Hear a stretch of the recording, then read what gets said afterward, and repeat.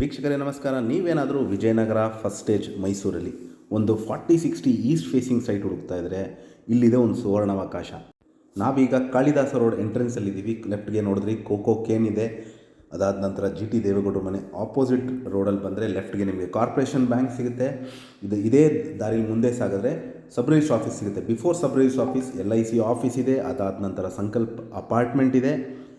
ಬಲಗಡೆಗೆ right ಸೈಡ್ಗೆ ನಿಮಗೆ learners PU college. ಈ ಜಂಕ್ಷನಲ್ಲಿ ನೀವು ರೈಟಿಗೆ ತಿರುಗಿದ್ರೆ ಇಲ್ಲಿಂದ ಒಂದು 100 ಮೀಟರ್ಸ್ ಡಿಸ್ಟೆನ್ಸಲ್ಲಿ 40-60 east facing site Vijayanagar first stage Mysuru.